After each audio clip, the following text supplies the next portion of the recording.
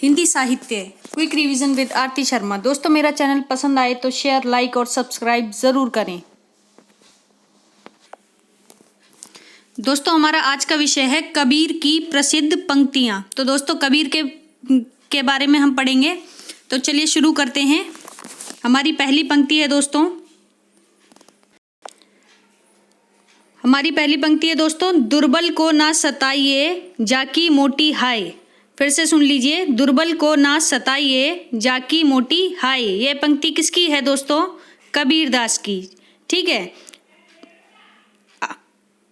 पंक्ति 2, तो दोस्तों कथनी तजी करनी करे तो विस्ते अमृत होय। यानी कि जो हम कहते हैं उसे छोड़कर हम अगर अपने कर्मों पर ध्यान दें तो विष भी अमृत बन जाता है। ठीक है दोस्तों, तो ये पंक्ति किसकी है? कबीर दास की। अगली है पंक्ति 3, पोथी पड़ी जगमुआ भया न पंडित कोय। पोथी पड़ी जगमुआ भया न पंडित कोय, ढाई आखर प्रेम का पढ़े सो पंडित होय।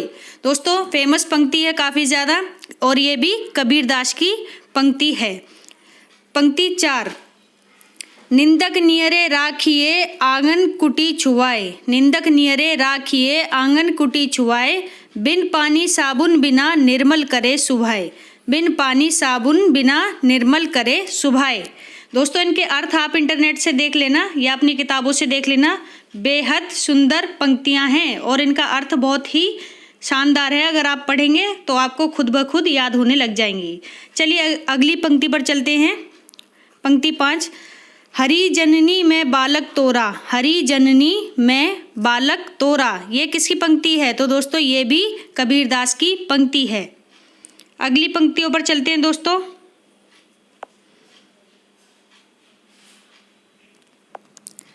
पंक्ति 6, चलन चलन सब लोग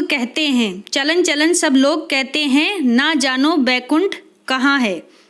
चलन चलन सब लोग कहते हैं ना जानो बैकुंठ कहाँ है। तो दोस्तों ये पंक्ति भी कबीर दास की है। ठीक है। अगली पंक्ति है दोस्तों संस्कृत में संस्कृत भाषा की बात हो रही है। ठीक है। संस्कृत है कूप जल भाषा बहता नीर। फिर से सुनिए, संस्कृत है कूप जल भाषा बहता नीर। तो ये पंक्ति किसकी है दोस्तों? कबीर दास की। कबीर दास की पंक्ति है संस्कृत है कूप जल भाषा बहता नीर। बहुत ही इंपॉर्टेंट पंक्ति है दोस्तों, याद रखना। 8वीं पंक्ति है हमारी, भक्ति द्रविण उपजी लाए रामानंद। तो ये भी पंक्ति कबीर दास की है। अगली पंक्ति है दोस्तों 9वीं, साईं के सब जीव हैं किरी कुंजर दोय। ये पंक्ति किसकी है दोस्तों? कबीर दास की। कबीर दास की पंक्ति है साईं के सब जीव हैं किरी कुंजर दोय। अगली पंक्ति है दोस्तों 10वीं पंक्ति हमारी, शीतल शब्द उच्चारिये अहम आनिए नाही। यानी कि प्रिय वचन बोलो और जिसमें आपका अहम ना आए। ठीक है। अहम को अपने वचनों में बिल्कुल भी मत आने दो। अहम मीन्स अहंकार। ठीक है। तो शीतल शब्द उच्चारिये अहम आनिए नाही, तेरा प्रीतम तुझी में दुश्मन भी तुझ में माही। तो तेरा प्रीतम तुझ में और दुश्मन भी तुझ माही। ठीक है। तो दोस्तों इस तरह से ये सारी पंक्तियां आप एक बार स्क्रीन पर देख लीजिए, चाहे तो स्क्रीनशॉट भी रख लीजिए। ठीक है। तो ये वाली हमारी बहुत ही इम्पोर्टेंट पंक्ति है दोस्तों, याद रखिए। शीतल शब्द उच्चारिये अहम आनिए नाही, तेरा प्रीतम तुझी में दुश्मन भी तुझ माही। कबीर दास की पंक्ति है दोस्तों, याद रखिए। चलते हैं अगली पंक्तियों पर। पंक्ति 11 दोस्तों, सो जोगी जाके मन मुद्रा रात दिवस करे ना निद्रा। सो जोगी यानी जोगी वही है जिसके मन में मुद्रा है यानी ध्यान है, रात दिवस करे ना निद्रा, जो दिन रात सोता नहीं है। ठीक है। तो ऐसे व्यक्ति को कबीर ने क्या कहा है दोस्तों? जोगी कहा है। ठीक है। क्या कहा है? जोगी कहा है। ठीक है। अगली पंक्ति पर चलते हैं दोस्तों। 12वीं पंक्ति है, झिलमिल झगड़ा झूलते बाकी रही न काहू, गोरख अटके कालपुर कौन कहावे साहू। फिर से सुनिए दोस्तों, झिलमिल झगड़ा झूलते बाकी रही न काहू, गोरख अटके कालपुर कौन कहावे साहू। तो ये दोस्तों ये पंक्ति भी कबीरदास की है। अगली पंक्ति पर चलते हैं, पंक्ति 13 दोस्तों, तुम जिन जानो गीत है, तुम जिन जानो गीत है, यह निज ब्रह्म विचार, यह निज ब्रह्म विचार। मतलब कि तुम जिसे जानते हो वो तुम्हारे लिए गीत है, लेकिन हमारे लिए यह एक ब्रह्म का विचार है। ठीक है, तो ये पंक्ति किसकी है? कबीरदास की पंक्ति है।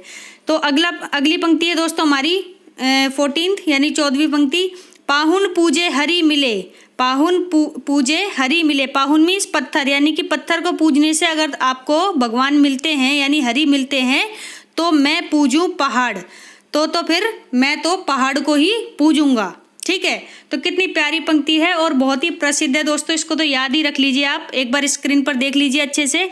ठीक है, 14th में फिर से दोहरा दे रही हूँ, पाहुन पूजे हरि मिले तो मैं पूजूं पहाड़, पाहुन पूजे हरि मिले तो मैं पूजूं पहाड़। ठीक है, ये कबीरदास की पंक्ति है दोस्तों। अगली पंक्ति पर चलते हैं, हमारी अगली पंक्ति है दोस्तों पंक्ति 15, मैं कहता हूँ आँखिन देखी, यानी कि मैं जो कुछ भी अपनी आंखों से देखता हूँ मैं वही कहता हूँ, तू कहता है कागद लेखी। और यानी कि तुम किसको आधार बनाकर कहते हो? कागद को, जो कुछ भी कागज पर लिखा है उसको कहते हो, लेकिन मैं मेरा अनुभव कहता हूँ, यानी जो कुछ आंखों से देखता हूँ मैं वही कहता हूँ। तो मैं कहता हूँ आँखिन देखी, तू कहता है कागद लेखी। तो ये पंक्ति भी कबीरदास की है। ठीक है दोस्तों, याद रखिए इसको, इम्पोर्टेंट पंक्ति है। आगे चलते हैं दोस्तों, पंक्ति 16 दोस्तों, धरती बरसई अंबर भीजई बूझई बिरला कोई, धरती बरसई अंबर भीजई बूझई बिरला कोई। ये पंक्ति भी कबीरदास की है। अगली पंक्ति है दोस्तों, रस गगन गुफा में अजर झरई, रस गगन गुफा में अजर झरई। तो ये पंक्ति भी कबीरदास की है। पंक्ति 18 दोस्तों, जाको राखे साइयाँ मार सके ना कोई, जाको राखे साइयाँ, यानी कि जिसकी रक्षा ईश्वर करता है उसको तो कोई भी मारने वाला पैदा नहीं हुआ है। ठीक है, तो उसका जन्म नहीं हुआ है। तो यानी कि जाको राके साइयाँ मार सके ना कोई, ये तो आपने अपनी मम्मी के मुंह से भी सुना होगा दोस्तों, हमारी माएँ भी बोलती हैं अक्सर।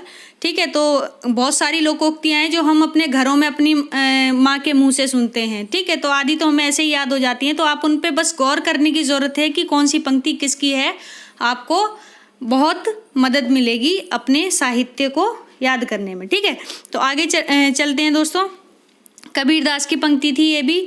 अब आती है पंक्ति 19, अब पछताए होत क्या, अब पछताए होत क्या जब चिड़िया चुग गई खेत, यानी कि समय निकल गया, अब क्या होता है पछताने से। ठीक है, तो यानी कि जब आपके एग्ज़ाम हो तो आप उससे पहले से ही तैयारी करो, ये नहीं कि आपके एग्ज़ाम हो जाएं और फिर आप बाद में पछताने लगें कि मैंने नहीं पढ़ा। ठीक है, तो वो चीज़ नहीं होनी चाहिए। आपको अगर कुछ बनना है दोस्तों तो अपनी तैयारी कंटिन्यू रखनी होगी। ठीक है, और सिर्फ एग्ज़ाम के समय नहीं पढ़ना है, जब एग्ज़ाम ख़त्म भी हो जाए उसके बाद भी पढ़ना है और लगातार पढ़ना है। ठीक है, रिवीजन बहुत ज़रूरी होती है किसी भी एग्ज़ाम को क्रैक करने में। ठीक है, तो आगे बढ़ते हैं दोस्तों, ये भी कबीरदास की पंक्ति है हमारी। आगे बढ़ते हैं पंक्ति 20, तेरा प्रीतम तुझ में, तेरा प्रीतम तुझ में दुश्मन भी तुझ माही, और दुश्मन भी तुझ माही। अभी हमने पहले भी पढ़ी थी ये पंक्ति, फिर से रिपीट हो गई है, कोई बात नहीं, आप कर लीजिए। तेरा प्रीतम तुझ में दुश्मन भी तुझ माही, ये भी कबीरदास की पंक्ति है। पंक्ति 21 दोस्तों, बोया पेड़ बबूल का आम कहाँ से खाए, बोया पेड़ बबूल का, अगर पेड़ ही बबूल का बो रखा है तो उस पर से आम कहाँ से खाओगे, बबूल के पेड़ पर बबूल ही ना आएंगे। ठीक है, तो बोया पेड़ बबूल का आम कहाँ से खाएं। ठीक है, याद रखना दोस्तों, ये तो बचपन में भी आपने पढ़े होंगे अपने स्कूल की किताबों में, तो याद होना चाहिए, कबीर के दोहे हैं। ठीक है,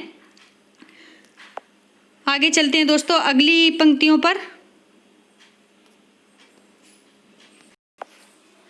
पंक्ति 22 दोस्तों, पंक्ति 22 है हमारी, मन के हारे हार है मन के जीते जीत, यानी कि कोई व्यक्ति तब तक हारा हुआ नहीं होता जब तक कि वह मन से नहीं हार जाता। ठीक है, तो कबीर जी यही कह रहे हैं कि मन के हारे हार है। अगर आपने अपने मन में मान लिया कि मैं हार चुका हूँ या हार चुकी हूँ तो आप हार गए हैं। अगर आपके मन ने नहीं माना है तो आप जीते हुए हैं। यानी अगर आप मान करके चलते हैं कि मैं जीतूंगा या मैं जीतूंगी तो आप ज़रूर जीतेंगे। ठीक है, अपने ऊपर भरोसा रखिए दोस्तों। समय लगता है लेकिन चीज़ें होती हैं। ठीक है, आपकी मेहनत कभी भी बेकार नहीं जाती। तो ये पंक्ति भी दोस्तों कबीरदास की है। ठीक है, प्रश्न 23 नहीं, पंक्ति 23। ठीक है दोस्तों, अगली पंक्ति हमारी, जीवन जौवन राजपथ, जीवन जौवन राजपथ, अविचल रहे न कोई, अविचल रहे न कोई, जू दिन जाई सत्संग में जीवन का फल सोय, जू दिन जाई सत्संग में जीवन का फल सोय। यानी कि जीवन जौवन राजपथ, अविचल रहे ना कोई, यानी जीवन और यौवन ये सब हमारे क्या है, एक तरह से राजपथ है। यानी कि ये तो सभी को ही मिला हुआ है, इससे कोई भी नहीं बच सकता दोस्तों। लेकिन अगर जो दिन हम सत्संग में बिताते हैं ना तो समझ लीजिए जीवन का फल वही है। ठीक है, यानी कि सत्संग पर जोर दे रहे हैं यहाँ पर कबीर। ठीक है, तो सत्संग हमारे जीवन का अहम हिस्सा होता है जहाँ पर हम अपने मन को जानते हैं, अपने आप को जानते हैं दोस्तों। तो कबीर सत्संग के विचार पर यहाँ जोर दे रहे हैं। ठीक है, पंक्ति 24 है हमारी, कोटि जतन प्रबोधिये कागा हंस न होय। कितनी प्यारी पंक्ति है दोस्तों, कोटि जतन प्रबोधिये कागा हंस न होय। यानी कि कितने भी जतन कर लो, ठीक है, लेकिन कौआ कभी भी हंस नहीं बन सकता। ठीक है ना, कितने भी जतन कर लो, कौआ कौआ ही रहता है और हंस हंस ही रहता है। ठीक है, तो दोस्तों ये पंक्ति भी कबीरदास की है। ठीक है, कितनी प्यारी पंक्ति है। इसके बाद है 25वीं पंक्ति हमारी, हीरा जन्म अमोल है कौड़ी बदले जाए। यानी कि जो हमें जन्म मिला है ना दोस्तों वो हीरे के समान मिला है। यानी कि हर किसी का जीवन एक हीरे के समान है, लेकिन इस जीवन को कौड़ी में बदलते हुए भी देर नहीं लगती। इसीलिए कहते हैं कि अपने जीवन का हर कदम संभल कर रखिए। ठीक है, एक एक कदम संभल कर रखेंगे, सोच विचार कर रखेंगे तो कभी भी आपको निराशा का सामना नहीं करना पड़ेगा। ठीक है, तो हीरा जन्म अमोल है कौड़ी बदले जाए। यानी कि ये हीरे समान जो हमें जन्म मिला है उसे कौड़ी में बदलते देर नहीं लगती दोस्तों, इसलिए संभल कर चलिए। ठीक है, कबीरदास की पंक्ति है। आगे बढ़ते हैं दोस्तों, देख लीजिए स्क्रीन पर एक बार पंक्ति 26 दोस्तों, आरुण दशा हवई जगत पर, आरुण दशा हवई जगत पर, मुख देखी नाही भनी, मुख देखी नाही भनी, कबीर कानी राखी नहीं वर्णाश्रम षड दर्शनी, कबीर कानी राखी नहीं वर्णाश्रम षड दर्शनी। तो यहाँ पर दोस्तों वर्णाश्रम शब्द आया है तो समझ जाइए वर्णाश्रम व्यवस्था का संबंध है इससे कहीं ना कहीं। तो कबीर के संबंध में, ये कबीर का दोहा नहीं है दोस्तों, ध्यान रखिए। पहली बात तो ये कबीर की पंक्तियां नहीं है, कबीर के संबंध में ये पंक्ति कही है नाभादास ने। और किस में कही है? अपनी रचना भक्तमाल में। ठीक है, तो नाभादास ने अपनी भक्तमाल में कहा है कि आरुण दशा हवई जगत पर, मुख देखी नाही बनी, कबीर कानी राखी नहीं वर्णाश्रम सट दर्शनी। ठीक है दोस्तों, अब चलते हैं अगली पंक्ति पर। 27वीं पंक्ति हमारी, बहुत दिवस ते हिंडिया सुन्नी समाधि लगाई। यानी कि बहुत दिवस ते हिंडिया सुन्नी समाधि लगाई। ये पंक्ति किसकी है दोस्तों? कबीरदास की पंक्ति है। इसके बाद आती है हमारी 18वीं पंक्ति दोस्तों। 18वीं पंक्ति है हमारी, 18वीं कह रही हूँ, 28वीं। ठीक है, 28वीं, माफ़ करना दोस्तों। माधो में ऐसा अपराधी, माधो यानी माधो मैं ऐसा अपराधी, तेरी भक्ति होत नहीं साधी। यानी कि मैं तो ऐसा अपराधी हूँ कि तेरी भक्ति होत नहीं साधी। यानी कि तेरी जो भक्ति होती है वो सीधी साधी नहीं होती। ठीक है, यानी कि कठिन ध्यान मग्न होना पड़ता है इस चीज़ के लिए। तो माधो मैं ऐसा अपराधी, और मैं ऐसा अपराधी हूँ कि तेरी भक्ति नहीं कर पा रहा हूँ। तो कुछ इस तरह से अर्थ है दोस्तों। बाकी आप किताब से एक बार देख लेना। कबीरदास की पंक्ति है ये। ठीक है दोस्तों, आगे बढ़ते हैं। पंक्ति 29 दोस्तों हमारी, तंत्र ना जानू मंत्र ना जानू, जानू सुंदर काया। तंत्र ना जानू मंत्र ना जानू, जानू सुंदर काया। किसकी पंक्ति है? तो कबीरदास की पंक्ति है और आई हुई भी है एग्जाम्स में।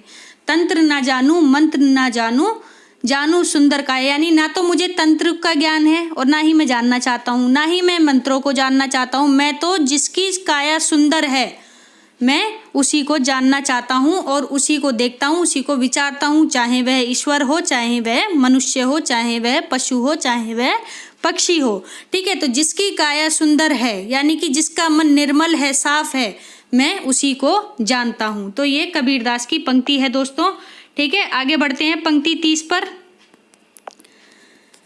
हरि रस पिया जानिए ते कबहु ना जाए खुमार, यानी जिसने हरि का रस पी लिया, यानी जिसने ईश्वर का रस पी लिया ना, उसके आनंद में ध्यान मग्न कर लिया अपने आप को, तो ते कबहु ना जाए खुमार, वो उसके क्या बोलते हैं प्रभाव से स्वयं को कभी नहीं निकाल सकता, यानी ऐसा असर होता है जो हमेशा बना रहता है। ठीक है, मैं मनता घूमत फिरई ना ही तन की सार, यानी कि मैं मनता बनकर घूमते हैं फिर तो ना तो तन की खबर होती है ना ही मन की खबर होती है, वो इस तरह से ईश्वर की भक्ति में लीन हो जाते हैं। ठीक है, तो कबीरदास की पंक्ति है दोस्तों, फिर से देख लीजिए एक बार। हरि रस पिया जानिए, हरि रस पिया जानिए ते कबहु न जाए खुमार, मैं मनता घूमत फिरई ना ही तन की सार। ठीक है, कबीरदास की पंक्ति है दोस्तों। पंक्ति 31 है हमारी, बहुत ही इम्पोर्टेंट है। पहली बात ये, अब पढ़ेंगे हम इसको, ध्यान से सुनिए। दशरथ सुत तिहुलोक बखाना, राम नाम का मरम है आना। दशरथ सूत तिहुलोक बखाना, राम नाम का मरम है आना। ठीक है, तो दशरथ के सूत यानी दशरथ के पुत्रों की जो चर्चाएं हैं दोस्तों, वो तो तीनों लोकों में ही हैं। ठीक है, तीनों लोकों में मिलती हैं, लेकिन जिसने राम के नाम का मरम ही नहीं जाना, ठीक है ना, वो कभी भी ईश्वर को नहीं जान सकता। तो आप इस राम के अर्थ को समझिए। तो यानी कि दशरथ सुत तिहुलोक बखाना, राम नाम का मरम है आना, यानी कि जो तीनों लोकों में प्रचलित हैं उस राम के बारे में जब भी आप ईश्वर की भक्ति करते हैं, उनके बारे में ध्यान होते हैं, तो आप उनके मर्म को समझिए दोस्तों। ठीक है, तो उनके अर्थ को समझिए कि राम वास्तव में कौन से राम हैं और वो क्या हैं। ठीक है, याद रखिए। तो कबीर जी यानी कि राम के उपासक थे, ये तो जान लीजिए। ठीक है, राम शब्द आ चुका है इनके दोहों में। आगे बढ़ते हैं दोस्तों। पूछा भी जाता है कि कबीर ने किसकी उपासना की है, तो राम की। ठीक है, राम को आधार बनाया है अपने ईश्वर में। तो आगे बढ़ते हैं दोस्तों। पंक्ति 32 है दोस्तों हमारी। आपहु देवा आपहु पाती, आपहु कुल आपहु जाति। ठीक है, फिर से आपहु ही देवा आपहु ही पाती, आपहु ही कुल आपहु ही जाति। ये दोस्तों किसकी है ये, यानी कि सबके अपने अपने देव हैं, सबके अपने अपने पाती जाति पाती वही। ठीक है, और सबके अपने कुल हैं, सबकी अपनी जातियां हैं, यानी कि यहाँ पे हर मनुष्य जो है बटा हुआ है। ठीक है, कोई धर्म के आधार पर, कोई जाति के आधार पर, यानी ये सभी के ही हैं। तो कबीर यहाँ पर सभी व्यक्तियों के जाति धर्म को लेकर, कुल को लेकर चर्चा कर रहे हैं। ठीक है, तो आपहु देवा आपहु पाती, आपहु ही कुल आपहु ही जाति। ठीक है, आगे बढ़ते हैं दोस्तों। पंक्ति 33 है दोस्तों हमारी। तत्वम असि इनके उपदेशा, तत्वम असि इनके उपदेशा, ई उपनिषद कहे संदेशा, यानी कि जो इनके उपदेश है ना वो तत्व हैं, एक तरह से तत्व जो सार है, यानी कि ब्रह्म जो है वो उपदेशों में हमें मिलता है, ब्रह्म का विचार। तो ये बात जो कही है, ये संदेश जो हमें मिला है, किससे मिला है, उपनिषद से मिला है। ठीक है ना, उपनिषद।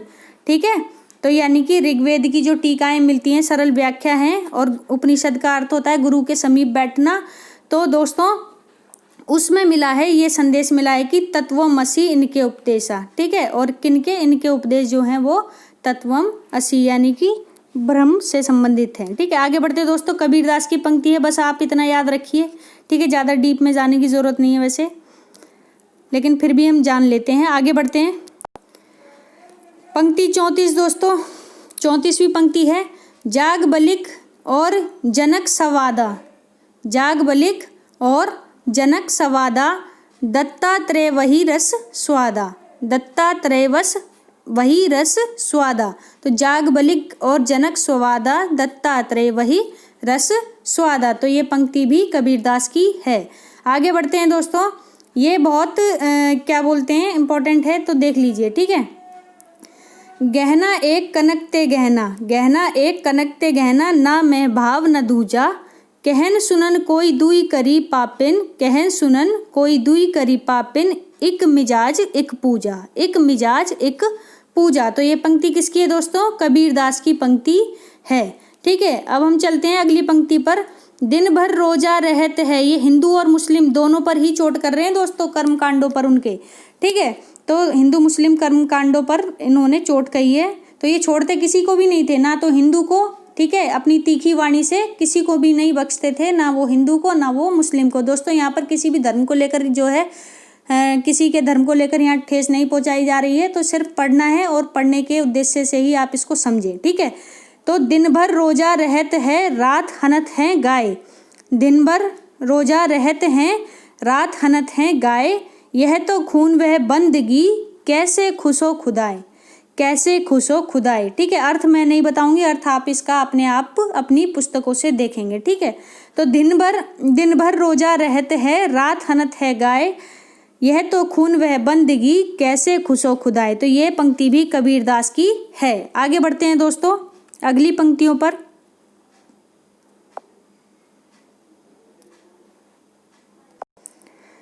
हमारी अगली पंक्ति है दोस्तों 37वीं।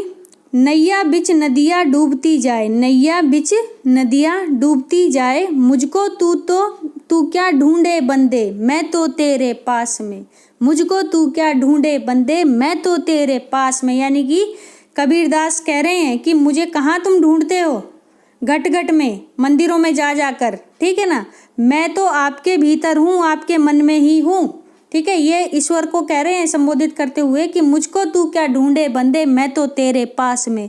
पोयम भी पढ़ी होगी आपने अपने स्कूल के दौरान, ना मैं मस्जिद ना मैं गिरजाघर ना काबे कैलाश में, कुछ इस तरह से पंक्ति है दोस्तों। तो अभी ध्यान रखिए कि नैया बिच नदिया डूबती जाए, मुझको तू क्या ढूंढे बंदे, मैं तो तेरे पास में। कबीरदास की पंक्ति है दोस्तों, बेहद सुंदर पंक्ति। पंक्ति 38। मसी कागज छुओ नहीं, मसी कागज छुओ नहीं, कलम गह्यू नहीं हाथ। यानी कि कह रहे हैं कि मैंने कभी मतलब कागज को छुआ तक नहीं है और ना ही कभी अपने हाथों में कलम ली है। और आपको मैंने बताया भी था पिछले वीडियो में, कबीर क्या थे? निरक्षर थे, ठीक है, निरक्षर थे। तो याद रखना दोस्तों, ठीक है।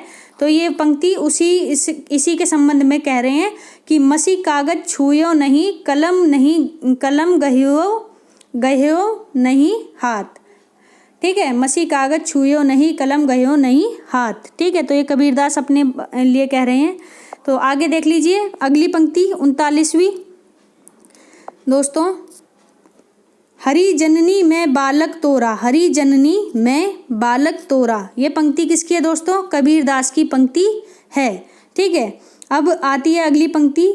सतगुरु हमसु रीज कर, सतगुरु हमसु रीज कर, कहिया एक प्रसंग। यानी कि हमसे खुश होकर हमारे सतगुरु ने हमसे एक प्रसंग कहा। बादर बरसा प्रेम का, भीजी गया सब अंग। और जब उन्होंने अपने प्रसंग को कहना शुरू किया तो ऐसा लगा कि प्रेम की वर्षा हो रही हो, ठीक है। बादर यानी बादल जो है, प्रेम के बादल बरस रहे हों, और भीजी गया सब अंग, और हमारे सारे अंग जो हैं वो भीग गए हों, ठीक है। तो कबीरदास की पंक्ति है दोस्तों, सतगुरु हमसु रीज कर, कहिया एक प्रसंग, ठीक है। आगे बढ़ते हैं दोस्तों। पंक्ति 40 हमारी। सतगुरु हमसु रीज कर, सतगुरु हमसु रीज कर, कहिया एक प्रसंग। ये तो पढ़ ही लिया था दोस्तों। अगली पंक्ति पर चलते हैं। जेतु बावन भवनी जाया, जेतु बावन भवनी जाया, जो आन बाट हुई काहे न आया। जेतु बावन भवनी जाया, जो आन बाट होए काहे नहीं आया, ठीक है। तो कबीरदास की पंक्ति है दोस्तों ये भी। चलते हैं अगली पंक्ति पर। यहाँ कुछ 52 यानी कि 52 भवनी जाया, ठीक है। तो ये आप इसका अर्थ अपनी किताबों से देखें। आगे बढ़ते हैं दोस्तों। पंक्ति 42वीं दोस्तों। हरि मोरा पियू, मैं हरि की बहुरिया। यानी कि जो हरि हैं, ईश्वर हैं जो, वो मेरे प्रिय हैं और मैं उनकी बहुरिया यानी कि बहू हूँ, ठीक है, पत्नी हूँ। तो कबीरदास ने स्वयं को अपने ईश्वर को प्रिय भी कहा है और स्वयं को पत्नी भी कहा है। तो देख लीजिए दोस्तों, कभी वो खुद को स्त्री बना लेते हैं, कभी वो खुद को पुरुष बना लेते हैं। तो किस तरह से मतलब अपनी मतलब पर्सनैलिटी को चेंज करते हैं अपनी ईश्वर की आराधना में, तो आप इस चीज़ को ध्यान रखिए, ठीक है। तो कबीर ये छोटे मोटे कवि नहीं है, ठीक है, बहुत बड़ा नाम है दोस्तों, इसीलिए डीप से पढ़ा रही हूँ आपको, ठीक है। और आप भी पढ़िए, समझिए, कबीर बहुत इंपॉर्टेंट क्वेश्चन है, हमेशा आता है एग्जाम्स में, ठीक है। चाहे वो रिटर्न हो, चाहे वो ऑब्जेक्टिव हो, किसी भी तरह का हो, कबीर के बारे में आता ही आता है। तो आगे बढ़ते हैं दोस्तों।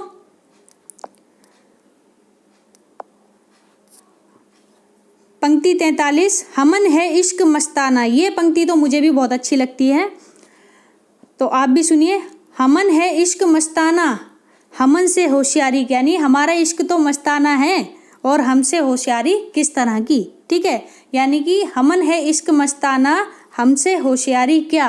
तो दोस्तों इंपॉर्टेंट पंक्ति है और ये कबीरदास की पंक्ति है, ठीक है, याद रखिए।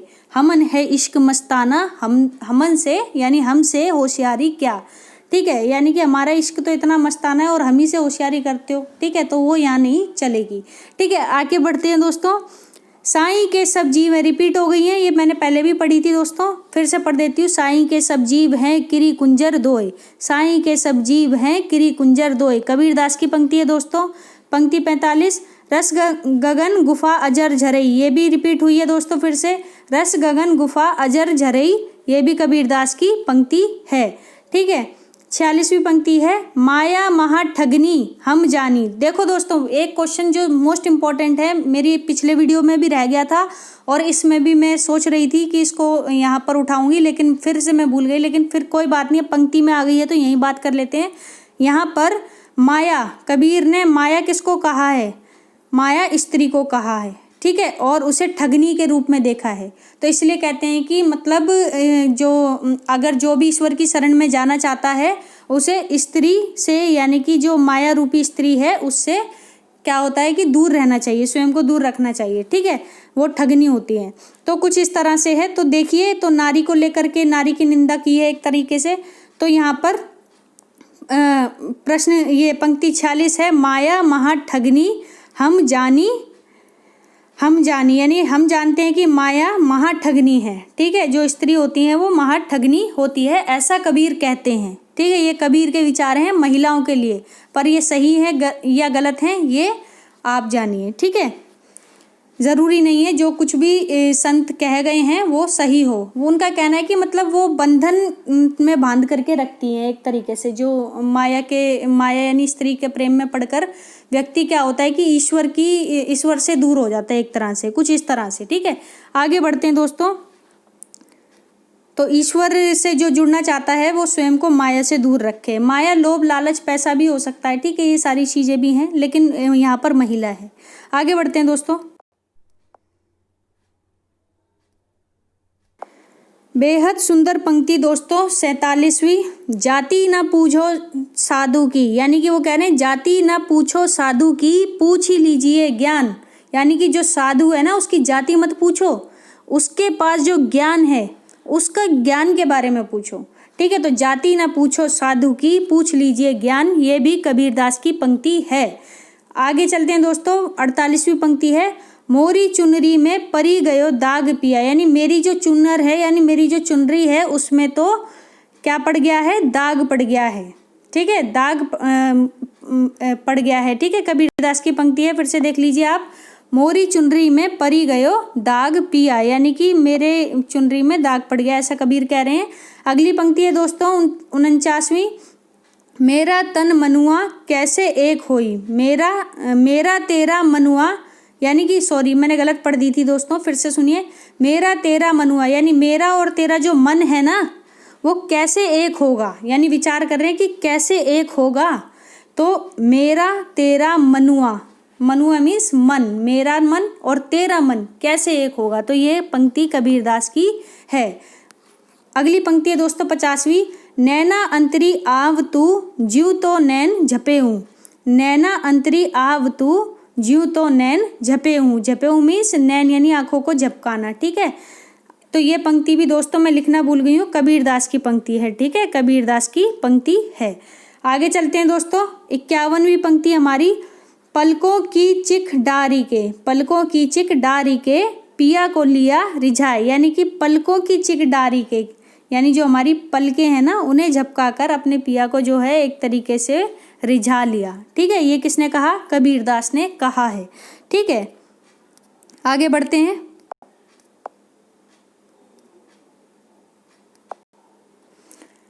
पंक्ति 52 दोस्तों, भीजई चुनरिया प्रेम रस बूंदन, भीजई चुनरिया यानी कि प्रेम की रस की बूंदों से जो चुनरी है वो भीग रही है। ठीक है, तो ये पंक्ति किसकी है दोस्तों? कबीरदास की पंक्ति है। ठीक है, याद रखिए इसको।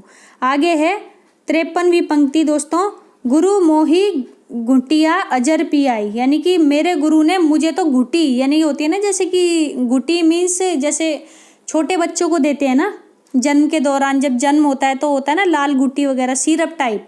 ठीक है, तो कुछ इस तरह से तो मेरे जो गुरु हैं उन्होंने मुझे यानी गुरु मोही गुटियाँ अजर पिलाई, यानी कि क्या मतलब ऐसी गुटियाँ पिलाई है कि उसका असर ही नहीं जा रहा है। ठीक है, तो कबीरदास की पंक्ति है।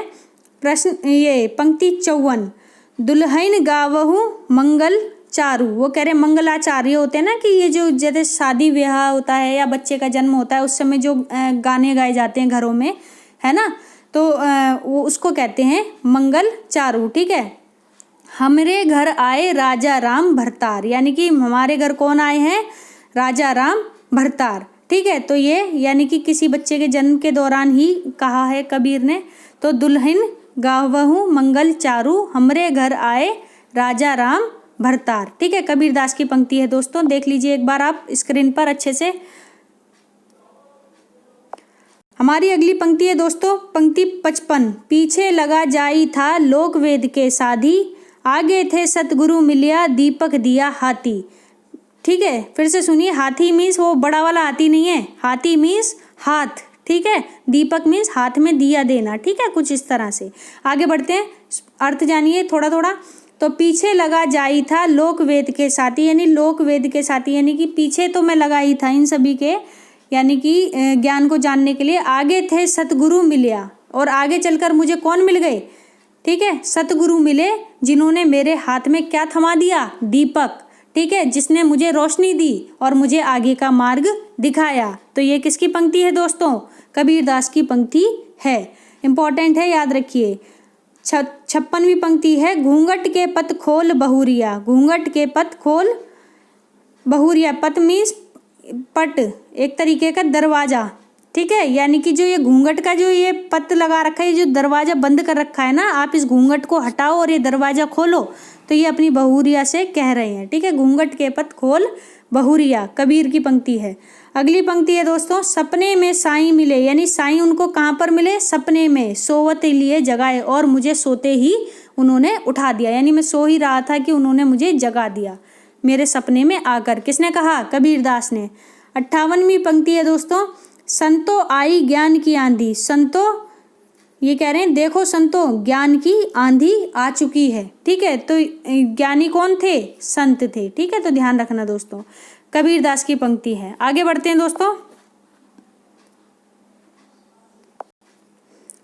पंक्ति 59 दोस्तों, पूजा सेवा नेम व्रत, पूजा से सेवा नेम व्रत गुड़ियन का सखेल। वो कहते हैं कि ये जो पूजा अर्चना है, सेवा करना है, व्रत रखना है, ये सब क्या है? गुड़ियों के खेल के समान है।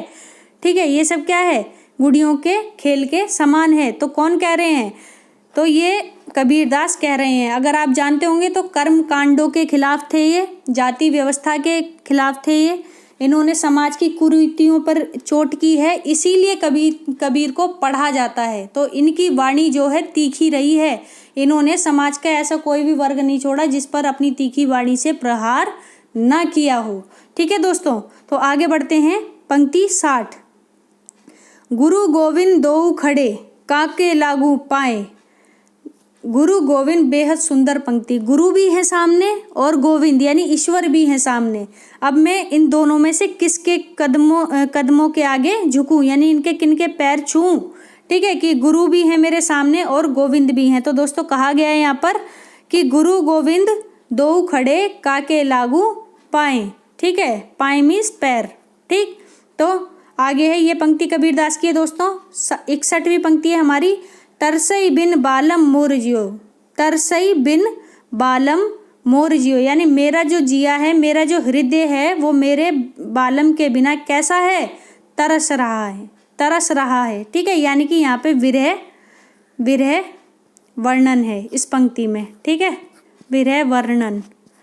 विरह में समझते हैं ना, जब किसी से आप अलग हो जाते हैं तो उसके बाद जो आपकी दशा होती है ना, उसको विरह कहते हैं। ठीक है, यानी कि किसी से अलग होना विरह, और संयोग की दशा होती है, यानी कि स्थिति होती है जब आप किसी से मिलते हैं, यानी अपने प्रिय से मिलते हैं। प्रिय कोई भी हो सकता है दोस्तों, आपका दोस्त भी हो सकता है, आपके भाई बंधु भी हो सकते हैं, आपकी माँ भी हो सकती है, और आपके पिता, मतलब जिसके प्रति आपके सहृदय से प्रेम उठता हो, जिसके प्रति आप सहृदय होकर प्रेम करते हैं ना, वही आपका प्रिय है। तो लोगों को अक्सर इसका शब्द का अर्थ ही नहीं पता होता और उसका गलत मीनिंग निकालते हैं। तो जिससे भी हम प्यार करते हैं, वो कोई बच्चा भी हो सकता है। ठीक है, तो ये सभी क्या है, हमारे प्रिय हैं। ठीक है, आगे बढ़ते हैं दोस्तों। देख लीजिए सारी पंक्ति एक बार स्क्रीन पर। तो इस तरह से हमारी आज की पंक्तियां कबीर के संबंध में यहीं समाप्त होती हैं दोस्तों। अगर आपको मेरा वीडियो पसंद आया हो तो दोस्तों इसे शेयर करें, लाइक करें और सब्सक्राइब ज़रूर करें। धन्यवाद दोस्तों।